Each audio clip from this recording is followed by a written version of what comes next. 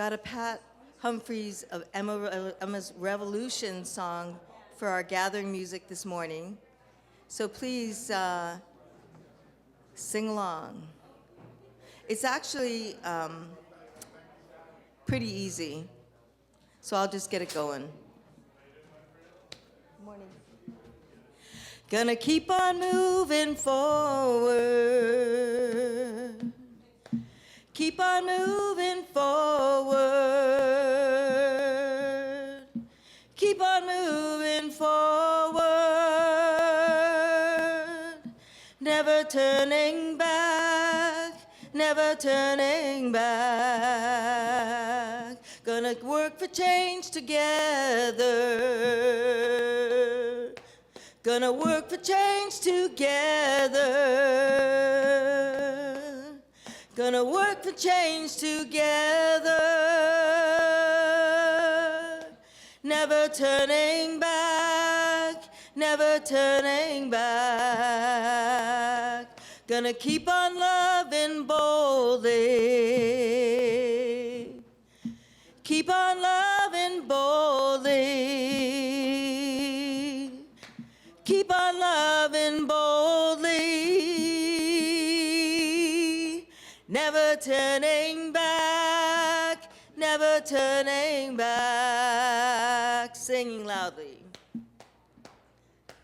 Gonna keep on singing loudly. Keep on singing loudly. Gonna keep on singing loudly. Never turning back, never turning back. Gonna keep on moving forward. Gonna keep on moving forward. Gonna keep on moving forward. Gonna keep on moving forward. Never turning back, never turning back. Never turning back, never turning back. Never turning back, never turning back. Hello, good morning. My name is Julia Thompson, and I have your Life of the Community. Suzanne has unfortunately lost her voice, and she's looking for it, and she will find it, but she needs to give it a rest. So here is the Life of the Community. If you would like to nominate a candidate, other than yourself, of course, to become a member of the Spiritual Life Committee, please send it to Tony no later than tomorrow, right? Would you like to find out more about Unitarianism, Universalism, and what it means to become a member here at Neighborhood? Please join Reverend Sally on January 19th after service for an information session. Fun fact, we at Neighborhood are celebrating our 25th year anniversary on February 22nd. Join us for food, song, and memories. February 2nd, yes, and fun. And if you have favorite pictures or memories from the past 25 years, please send them to 25@nuuc.ca. Our Neighborhood Gallery presents 2 shows, and it's the last week to see them. It is Printed Pluralism and Drew Nelson's solo show. We now have a permanent mask required section right here in the west, beside the West Library, and there are masks available. Neighborhood presents an evening of queer folk. Spots are limited, so RSVP. The tickets are $20 with flexible pricing. This is on February 23rd at 8 p.m. right here.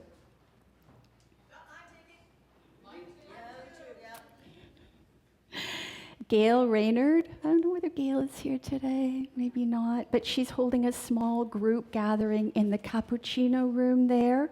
Bring whatever medium you wish to play with, everything from painting to writing in between.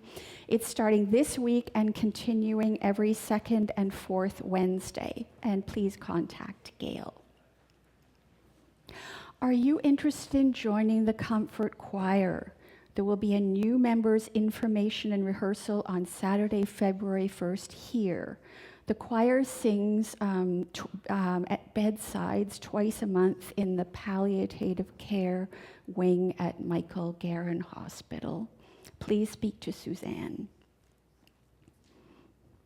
Why don't more Jews and Israelis speak out about Palestine? If you would like to find out more about this, plan on attending a video essay called Letter to My Tribe here at Neighborhood on January 25th at 7:30 p.m. And the filmmaker, B.H. Yael, will be in attendance. And if you have questions on Judaism, here is Peter to provide a few answers.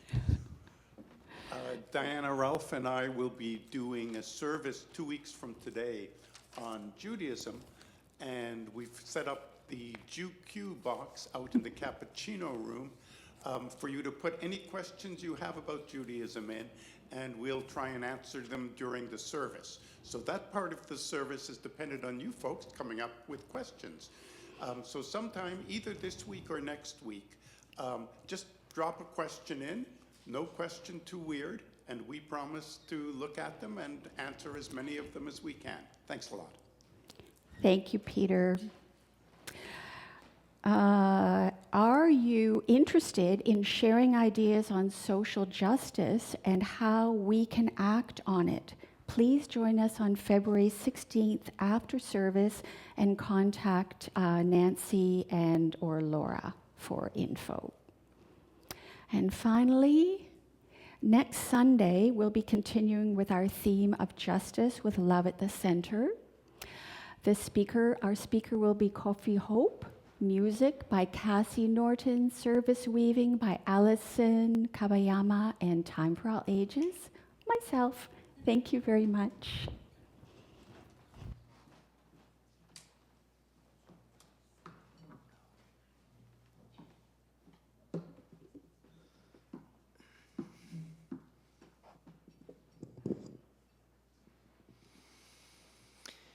Good morning and namaste.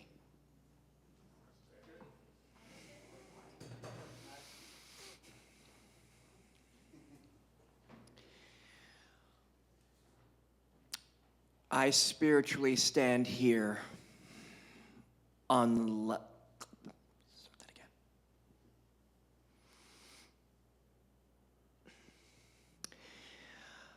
I spiritually stand here on the treaty lands of the Mississaugas of the Credit and the traditional lands of the Wendat, the Anishinaabeg Nation, the Haudenosaunee Confederacy, who have been here in time out of memory and who've been joined by other indigenous nations like the Métis and the Inuit peoples.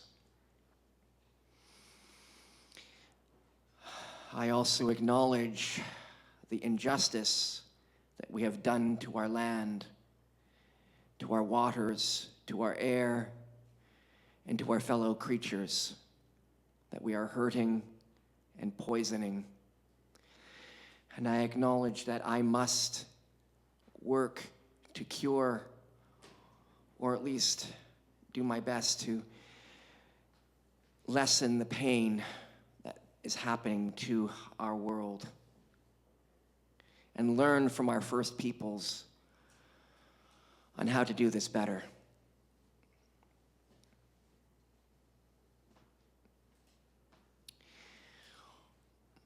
My name is Kurt Thompson, and I am most honored to be your service weaver this morning.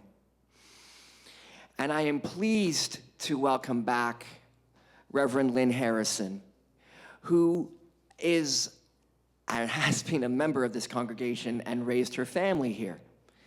She was even, for those of you that may not know, ordained as a minister in our old sanctuary on Hiawatha. When ministers were called to Standing Rock, she went. And as well as being a reverend, she is a singer-songwriter who has written many songs about spirituality and some songs about mundane, ordinary things, which in many ways are also very spiritual. So let us now create a sacred space. And sacred space is best if we make an effort to keep it undisturbed. So please, if you can, turn off any mobile phones or any other beeping or buzzing devices, or put them on silent. Now, if you do need a device to participate in the service, you may keep it on. Just, if you can, make sure it's not going to disturb the other congregants. Now, please read with me our opening words, which will be projected on our screens. And if you are unable to read them or do not know them, please just listen and let the power of the words flow over you. Let us cast a circle.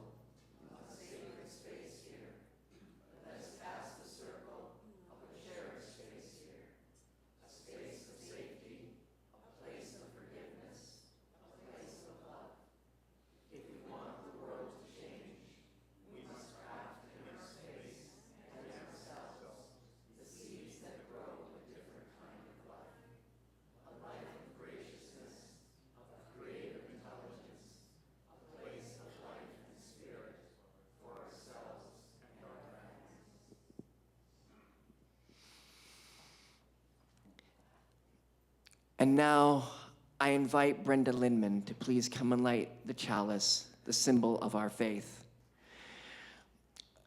We now light our chalice from our children's lantern, showing us that learning is not just one directional, it is circular. We learn from the children as they learn from us, as we learn from them. And Allison will lead us in our chalice lighting song once the chalice is lit.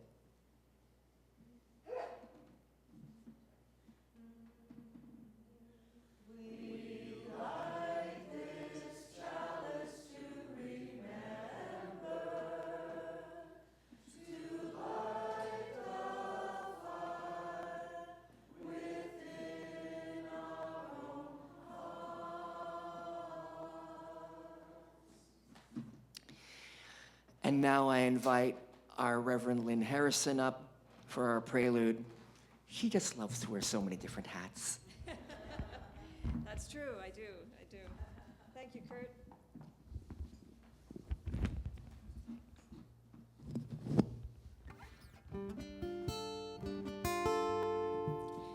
So I'll start with a song that was composed actually at the invitation of this congregation. It uses the familiar metaphor of wind, which we know can have destructive properties. We've been so reminded of that this week. But it has healing properties and a spiritual dimension as well.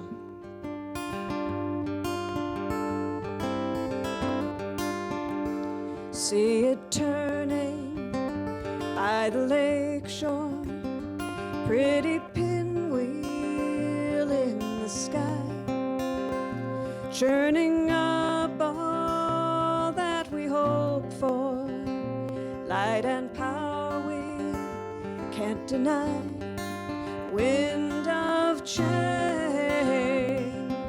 rise up, wind of sing. See them dancing on the clothesline, pretty pinstripes, bright and blue, as the wind chime sings a love song, and my heart says back to you, wind of change, rise up, wind of change, wind of change, rise up, wind of change. We are watching for tornadoes as we scan uncertain skies, but a deeper part of me knows that a healing wind will rise. There is somewhere we are headed now. There is much to rearrange. Wind of change, rise up, wind of change, wind of change, rise up, wind of change, as it lifts our fallen spirits, as it cools our tender skin. It is near and far beyond us. It's outside and deep within. Wind of change, rise up, wind of change, wind of change, rise up, wind of change. We are watching for tornadoes as we scan uncertain skies, but a deeper part of me knows that a healing wind will rise. There is somewhere we are headed now. There is much to rearrange. Wind of change, rise up, wind of change, wind of change, rise up, wind of change, wind of change, rise up, wind of change, wind of change, rise up, wind of change.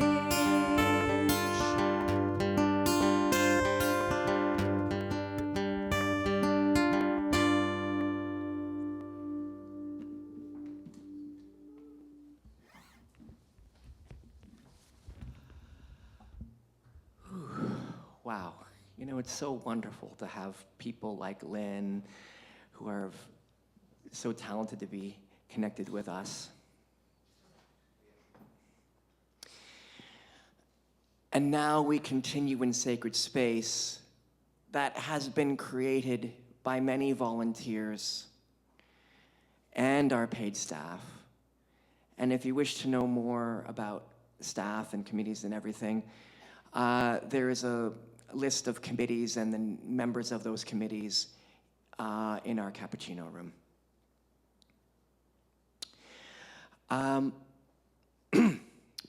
It was mentioned earlier, but I'll mention it again. We have a mask-only section here in the west part of our sanctuary for those people who wish to remain masked. We ask that if you can, please socially distance, and also please wear a very high-quality mask. If you do not have a mask, we have a box of masks here, and I believe we have a box in the front of our entry area. Thank you, Allison. We come from many beliefs, and we learn from many traditions. If you are here for the first, second, or just coming and checking us out for the second or third time, very special welcome. Please come more often, because our services do vary from week to week. And if you would like to learn more about us, please take a red mug in our refreshment room, or cappuccino room, during our coffee time. And it's a signal to us that you wish to be approached, so you can learn more about us as we learn more about you. We have a mission here at Neighborhood to empower spiritual growth and shared action for the care of our world. This morning, we are entering our second week on our theme of justice in our year-long journey of love at the center.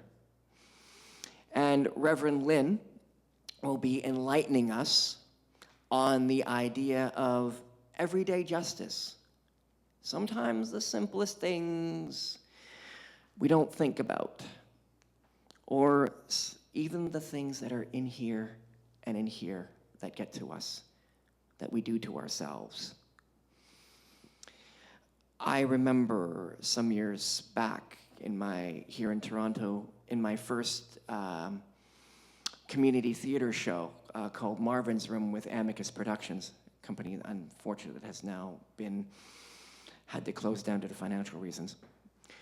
It was a matinee performance, and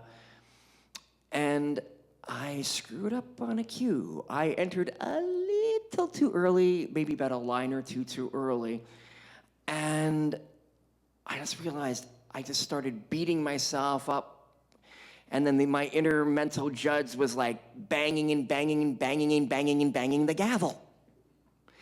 And I'm just totally persecuting myself. But after the show, one of the other performers said, "Kurt, you were supposed to interrupt the two actresses on stage. You just did it more naturally than it was actually just supposed to be. It just worked so much better. So why are you persecuting yourself? You're putting yourself through so much torture and judging yourself for no reason at all." Which brings me to something I found from J. Krishnamurti, an Indian philosopher who has these words of wisdom. Change is not brought about by compulsion, through reward or punishment. The mind itself sees the absurdity of things and sees the change when it's within itself. It's not told by some priest or some god. I see the chaos brought into the world by human beings. And I am a human being and must act because it is my responsibility. Okay, after that little very enlightening reading, let's take a stretch moment, shall we? Please rise, take a stretch, greet a neighbor, greet a friend you might not have seen in a while, or greet a face that you haven't known. And those on Zoom, unmute yourselves. And after a little while, take a moment to wave at the camera.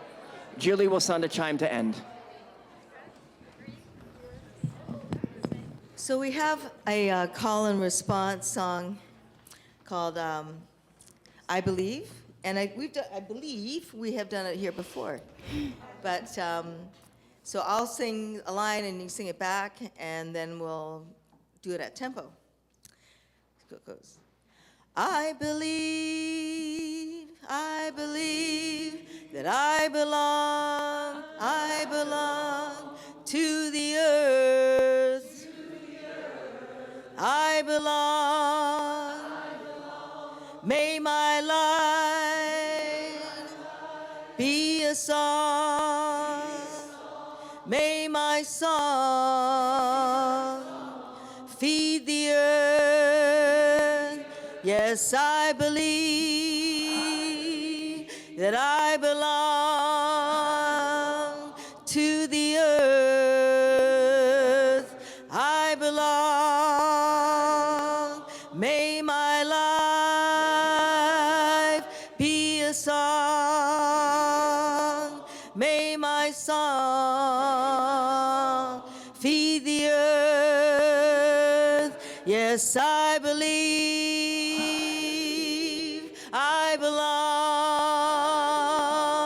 to the earth. I belong. May my life be a song. May my song feed the earth. Yes, I believe that I belong to the earth. I belong. May my life be a song. May my song feed the earth. Yes, I believe that I belong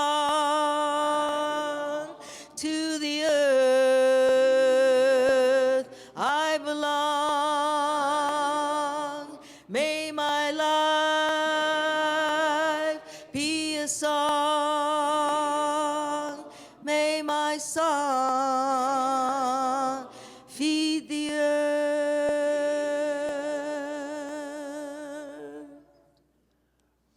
Thank you. Hello, you remember my name. And I have the time for all ages for you. I don't know if anybody wants to sit down on these comfy, try out our comfy seating. Wow, thank you, Peter. And I'm going to mention you during my time for all ages, so it's good that you're close by. I'm going to share a book called The Artivist with you. The Artivist. Is that a new word for you? It was a new word for me, and it's two words put together. Wonder what they could be. Any ideas? Artivist. Art, yes. Artist plus activist. And it is written by an artist activist called Nicholas Smith. And Nicholas's art comes from a very deep place in his heart, and it's a place where he's processing all the difficult things that are happening in the world around him. And he's not telling us what to think or how to feel, but he's showing us what's inside of him, and that, I feel, is what makes his work all the more powerful and special. So I will now read The Artivist, and we can find out what an artivist does. Oh, and this is a picture of Nicholas Smith at work in his studio. I love to paint. It relaxes me. They say I'm an artist. I love to help my community to seed goodness in the world. They say I'm an activist. But sometimes the world that I see is not the world that I wish to see, and the problems seem larger than life. I want to scream. I want to help. I want to act. The big purple problem monster.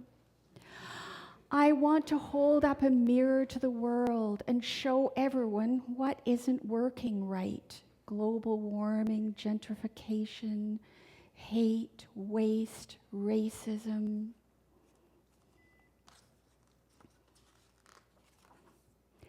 This needs to be fixed. Looks like there are people who are without a home because they have been made to move.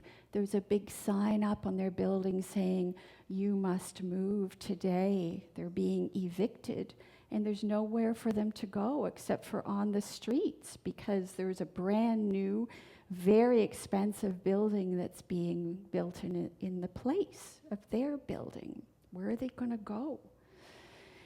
This needs to be fixed too. The woman is trying to vote, but the guy is putting a closed bucket over it.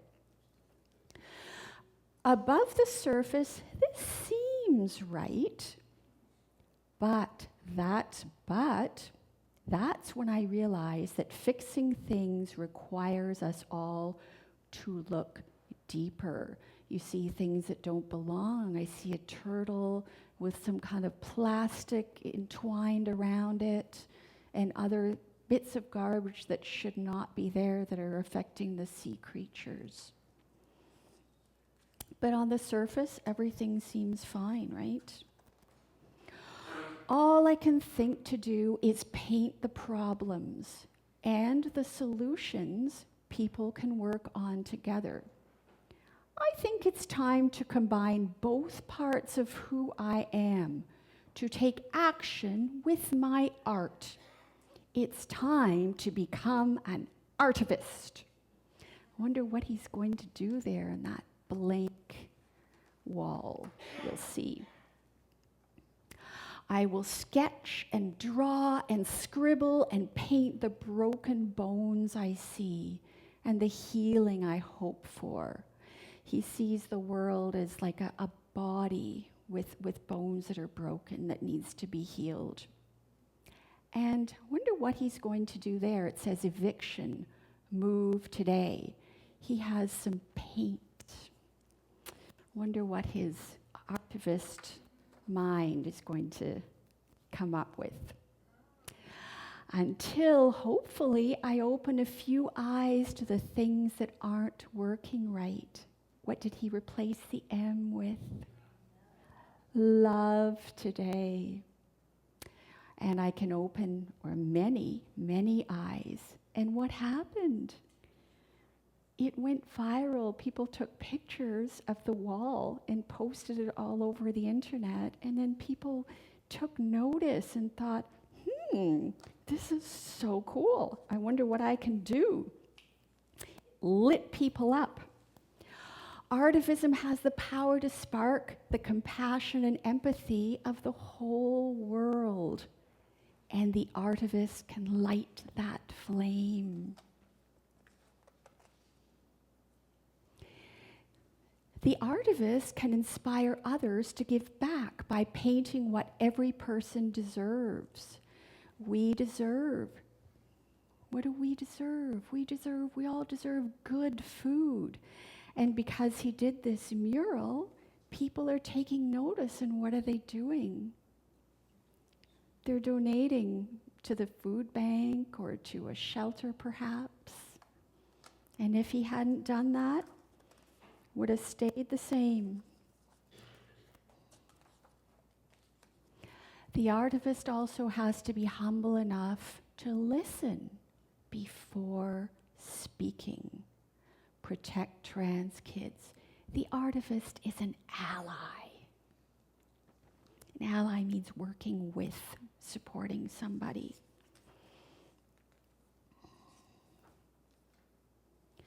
The artivist is a memory keeping, painting justice for all, especially all those who no longer have a voice.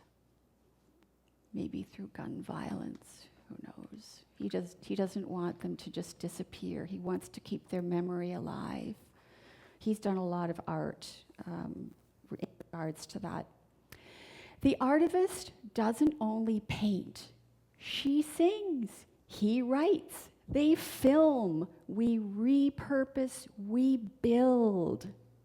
We bring awareness to what can be changed for the better so that everyone can take action. The Artivist is a visionary who pieces the world back together until the world is whole again. And it looks as though, yes, housing available for the unhoused. Because of what he did, the building is not going to be torn down after all, and the people are not going to be evicted from their apartment. The Artivist is you. What change will you create? And if you remember Martha Davis's dioramas that were shown here in the neighborhood gallery, that's a perfect example of artivism. Do you remember that? They were all over? That was really cool. I'd love to do something like that with the kids, create these mini worlds for justice. And there are also people in the congregation who have used their art for social justice. There's Peter, who uses his writing for social justice, and Suzanne with her music, and Reverend Lynn with her music and with her painting. And this next, yes, some of you, can we have the previous slide for a minute? Some of you will recognize this. It's called More Love, More Peace, and it has been created by our very own Lauren McKinley-Renzetti. And her justice art panels, if you want to check them out, are located behind this building all the way along the street. If you want to check them out on your way home after the service, I'm going to do that again. And if any of you are artivists, come and talk to me about it, because I'd love to hear about it after service. And the last slide, social justice has to start somewhere. It starts here with us. And why don't we go into the rainbow room and be artivists? See what we can come up with. Children grow in spirit. Children grow in spirit. Grow in spirit, children. Grow in spirit, children. Grow in spirit, grow in spirit, grow in spirit, children.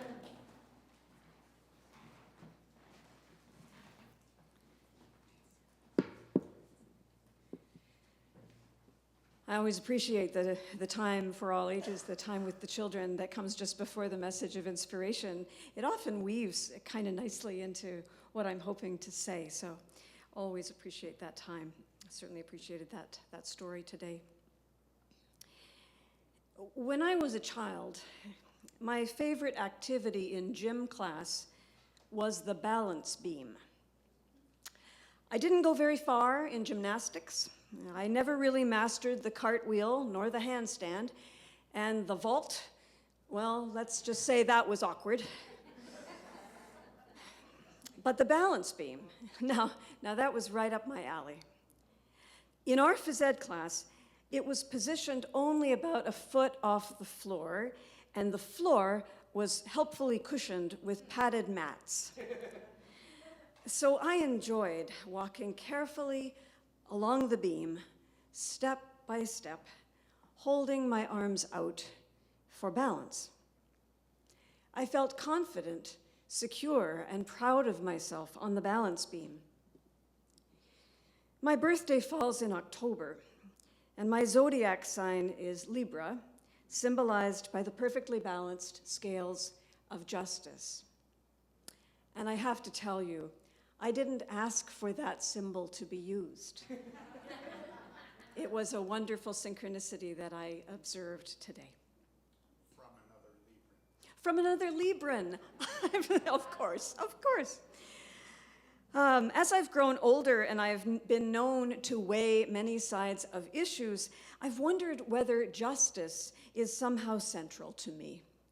I believe it is. It is certainly a very important part of our Unitarian Universalist faith. Justice is one of the core UU values recently identified by the Unitarian Universalist Association. We can see those values symbolized by a floral image with interdependence, pluralism, transformation, generosity, and equity. And in the middle of all of those values is the center of love. So that is the theme of love at the center, which is, of course, guiding all of your services this year at Neighborhood. In addition to these newly clarified UU values, many congregations, especially in Canada, continue to use the UU principles as well. Justice is explicitly named in the second principle, justice, equity, and compassion in human relations. Also, the sixth principle, the goal of world community with peace, liberty, and justice for all. I'd add, too, that justice is strongly implied in the new eighth principle adopted by the CUC, individual and communal action that accountably dismantles racism and systemic barriers to full inclusion in ourselves and our institutions. Turning again to the UU values, excuse me, one description I found of the justice value focuses primarily on congregational life. It says, we work to be diverse, multicultural, beloved communities where all feel welcome and can thrive. Absolutely. We covenant together to uphold these values. The inclusiveness of our congregations, our communities, is a huge part of contemporary Unitarian Universalism, and it is surely one of our greatest strengths.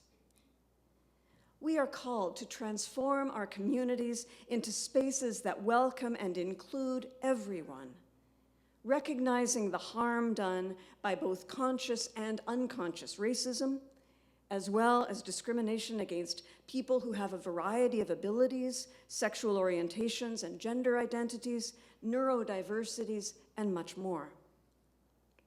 Our aim as Unitarian Universalists is to foster justice, equity, and compassion in human relations as we interact with others in our local congregations and as we work toward the wider field of justice in the world.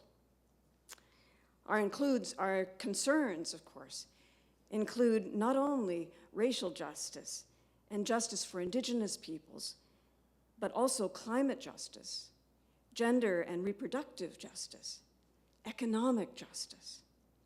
I know I must be leaving some out. And of course, they are all interrelated, all of them. Now, as I'm sure we have all experienced, the work of justice involves a great deal of practical hands-on work. This includes education, training, committee work, political engagement, sometimes direct action or even civil disobedience to address systemic injustice in many spheres. In my work as a UU minister, I have found that when I hear the word justice, I almost automatically picture active involvement in a large external cause of some kind, whether at the congregational level or beyond. It is concrete and tangible work. We hear it in that strong verb dismantle in the CUC's new eighth principle. Like you, I've done a lot of active work in trying to bring about justice. It is work that I am proud of, and that's been a very small part of what I see as positive collective change that is taking place in our world today. At the same time, there is no doubt that sometimes the challenges can seem almost insurmountable. Something like that imposing vault in gym class, requiring so much energy to run up to, only to topple over it and have to try again. quite a different experience than the balance beam, though of course they both have their place. It may be helpful to remember that alongside the large systemic obstacles that we often associate with social justice, the concept of justice itself is one of natural balance, of rightness, of right relationship, of harmony and equanimity. A natural balance that holds us and that supports us in moving forward patiently in the direction of our goals, healing and justice for all. We find this in music, where the balance of elements in a chord progression or a melody lead us organically to a place of rightness or even peace. This is what it means to compose, to bring together in balanced or harmonious relationship. Music, for me, is one of the most meaningful examples of everyday justice, for which I am grateful and in which I can participate. For me, this bringing into balance is related to love and to gratitude. It arises from love, and it points back to love. Recently, I received as a gift the book, The Serviceberry, Abundance and Reciprocity in the Natural World. It's the new book by Robin Wall Kimmerer, the author of Braiding Sweetgrass. I'm seeing some nods around the room. Robin Wall Kimmerer is a member of the Potawatomi Nation, one of the Anishinaabe peoples of the Great Lakes region. Now, on the surface, you might not think of The Serviceberry as a justice book. It doesn't talk about anti-oppression or anti-racism in very explicit ways, but it emphasizes the natural balance of giving and receiving, the rhythm of life in which we find a sacred wholeness that nourishes us, nourishes and sustains us, and all living things. Robin Wall Kimmerer encourages us to see life as a gift exchange, while acknowledging also that this perspective is often completely at odds with the culture in which we live. She writes, I was once giving a lecture in a college of natural resources at a big, prestigious university. I took the opportunity to interrogate that name because, after all, natural resources does mean raw materials to be converted into something we value. As it happens, the college was in the process of changing its name given its extractive implications. So I offered a suggestion. Why don't you change your name to the Department of Earthly Gifts? You should have seen the beatific smiles that went around the room. Oh yes, people said with palpable yearning, we want to work for the Department of Earthly Gifts. But of course, she goes on, they chose something else. It's a beautiful idea, a colleague told her later, but it would kind of put the kibosh on grinding up trees. We can see from this story how the current practices of our culture create what may seem to be insurmountable obstacles, very difficult to get over, as we try to co-create a truly just world. Yet, the story also indicates how a small shift in our language and our attitude toward life can lead us to act in more loving and just ways. Unfortunately, too often in the name of justice, or some definitions of it, human beings are apt to grind up stuff, sometimes inadvertently. In the name of justice, and I'm thinking of myself here, we may find ourselves pushing to fix things, judging ourselves and others very harshly. I'm appreciative to Kurt for providing a wonderful personal story of that dynamic in his introduction today. Judging others and ourselves very harshly, becoming rigid and intolerant in certain ways as we feel righteous for a particular cause.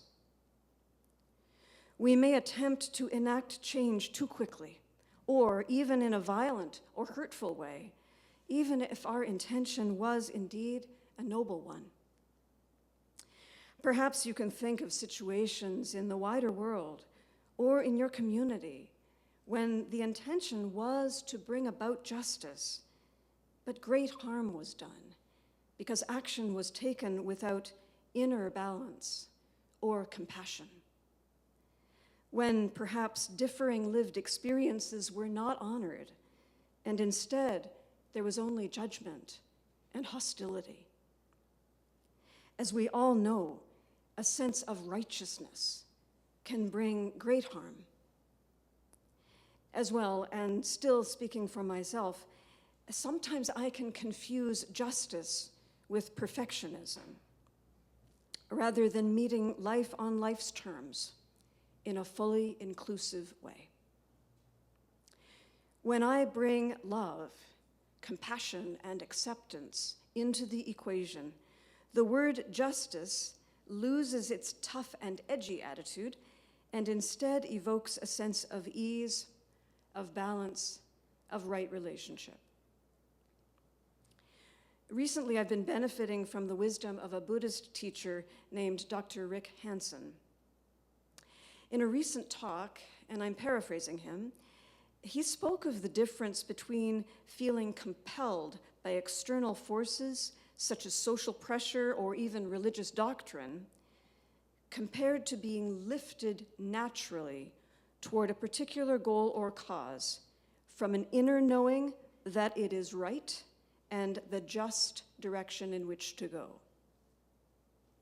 That inner knowing can be named God if it is useful to you, or love in the center of our UU values, or the self with a capital S in the Jungian tradition, perhaps the creative intelligence of the universe that moves through us and that holds us all. There are so many, many names for this loving energy that we can all turn to through spiritual practices such as prayer and meditation and communion with the natural world. All of these can help return us, restore us, reconcile us into a state of justice, which some might call a state of grace. From that place, we can move forward with courage and conviction to right the wrongs of this world that we know need to be righted. Speaking from personal experience, when I lose my connection to that loving inner guide, which I have named in many, many ways throughout my lifetime, my actions are not likely to be truly just, no matter how much I want them to be. My actions are more likely to arise from fear and insecurity, and often from a sense of scarcity and should, rather than a sense of deep interrelationship with the wholeness of life from which all true justice springs. When I get out of balance, I need to make an adjustment in my attitude, in my energy. I need to adjust my stance and turn even slightly back toward love, toward right relationship. When I am oriented toward that loving center, all is right with me, even when so much is out of balance in our world. When I am in touch with that rightness within, I gain access to the energy, the courage, and the conviction to carry out the justice work that is mine to do. And it is my hope, my blessing for all of you, that you are able to do the same. in the work of your justice making today and in all days to come. Thank you so much for listening and for the community that you provide.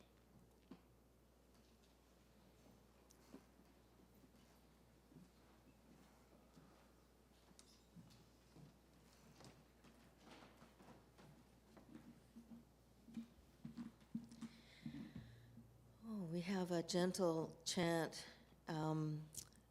written by Reverend Wendy Luella Perkins. Some of you will know it, and the two lines just are identical and repeat. So we'll do this as we shift into time for meditation. Flow and ebb and flow, flow and ebb and flow. Breathe deeply and let go. Breathe deeply and let go. Flow and ebb and flow. Flow and ebb and flow. Breathe deeply and let go. Breathe deeply and let go. One more time. Flow and ebb and flow. Flow and ebb and flow. Breathe deeply and let go. Breathe deeply and let go.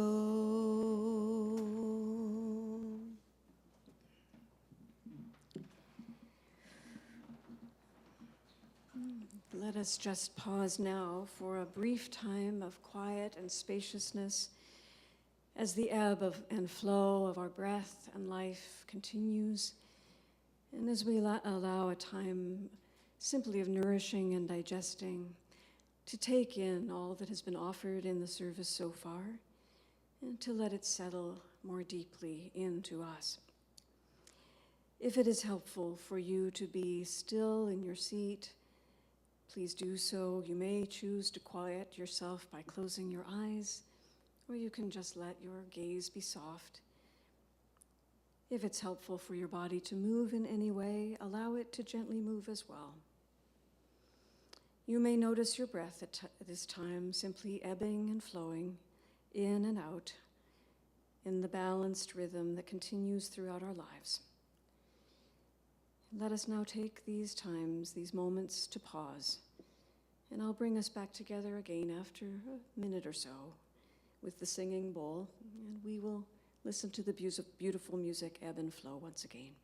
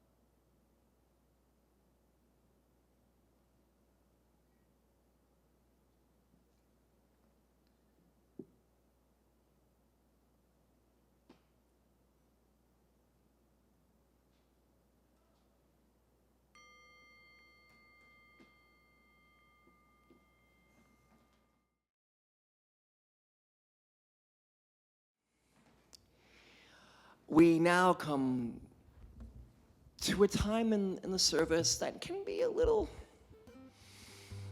awkward for some. We practice our spirituality of justice and then internal spiritual selves. And we have our children here. But at the same time, we need to pay our staff and we need to have funds to keep this building alive and all for the food and the childcare we have. So please, if you would, if you find the manila envelopes on the backs of the chairs, put whatever money you can, if you would like, and write in the envelope your name and the amount. Or if you've made pre-authorized, pro-stated checks, thank you, or pre-authorized withdrawals from your account, thank you very much for that. And those on Zoom, if you do so wish, find the link on your screen, and that'll take you to our donation page. Every donation is welcome. Greeters, please come and collect the baskets, and after our musical offering, please return them. Thank you.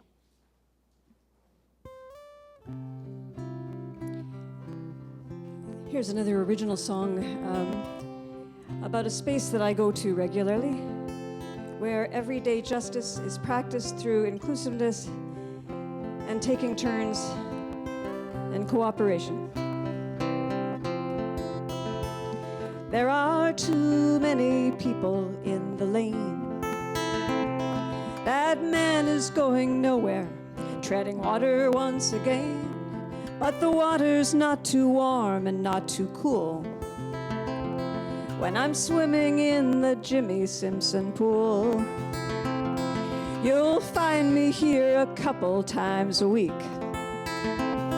I'm not the strongest swimmer, but it's not the speed I seek. I come here for the special kind of fuel found only in the Jimmy Simpson pool. Water, carry me through the changes calling me. Water, hold me up in these stormy days of life and loss and love.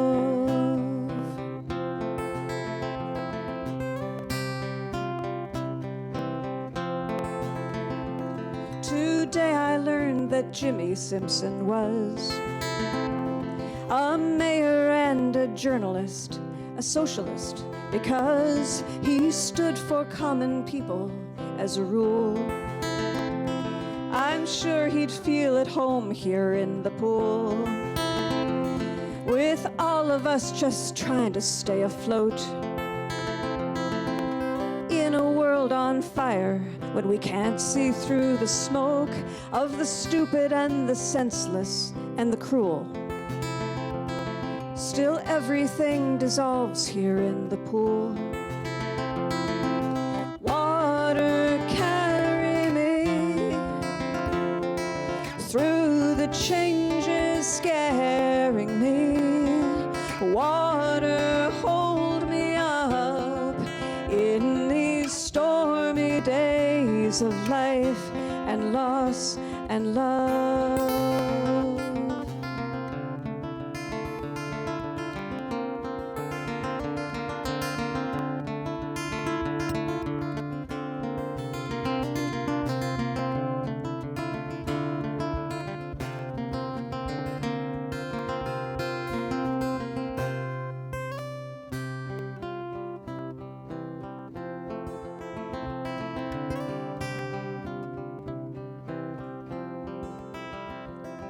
I really don't know if this world can change, but when I'm in the water, staying in my lane, swimming in the Jimmy Simpson pool, I'm hopeful for this blessed ship of fools.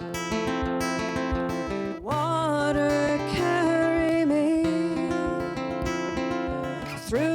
change is yet to be. Water, hold me up in these stormy days of life and loss and love and love. Water, hold me up.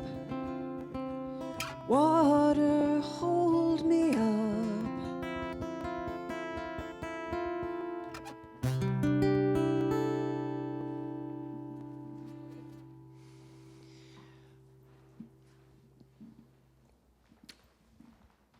I can only say, wow, again. I wish I had another word other than wow, but if you have found home here, if you had found kindred spirits here, if you had found activities and growth here, let this offering be a token of our greater life to fulfill our greater good. And now, please, if you would, rise if you wish for our closing song. This is one that we'll know. There's more love somewhere. There is more love somewhere. There is more love somewhere.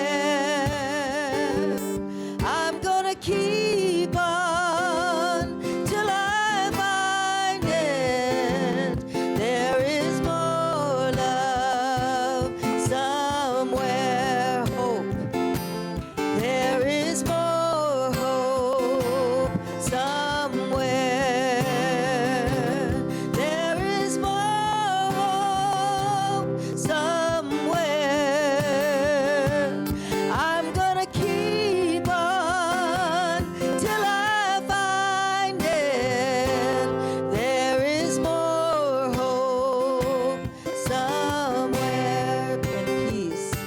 There is more peace somewhere. There is more peace somewhere. I'm gonna keep on till I find it. There is more peace somewhere. Joy. There is more joy somewhere.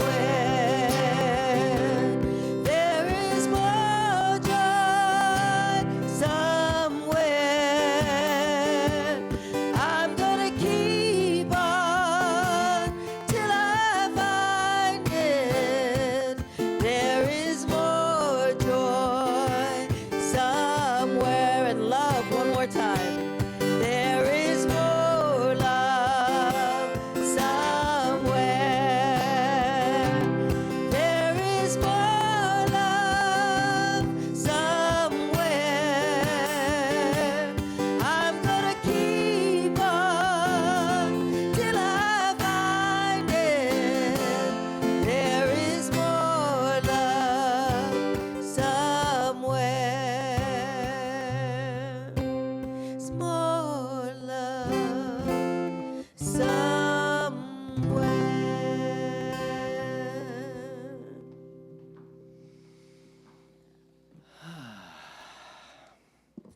Oops, don't do that. I now invite Brenda Lindman to please come and extinguish the chalice in our sanctuary, but not the chalice in our hearts. And Allison will lead us in our chalice extinguishing song.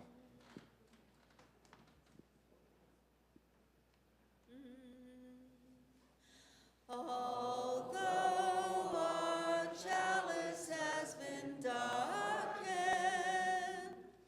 we hold the fire within our own hearts. We have a tradition here at Neighborhood to form a circle, hold hands or elbows, or whichever limbs you want to reach out with. And for those of you that wish to be distanced, just offer a namaste, which means you respect the spirit within you. Take a breath in and a breath out. And before I give it over to Lynn for a final blessing, let us remember that small acts of justice it's an ongoing thing, even for myself, realizing just after Joys and Concerns that I forgot to mention important instructions about how to do Joys and Concerns. And I forgive myself for that. And now for final blessing. Thanks, Kurt. For our closing blessing today, I have chosen an excerpt from a poem by the UU minister, Reverend Mark Bellatini. Go in peace. Live simply, gently, at home in yourselves. Act justly. Speak justly. Remember the depth of your own compassion. Forget not your power in the days of your powerlessness. Crave peace for all people in the world, beginning with yourselves, and go as you go, with the dream of that peace alive in your heart.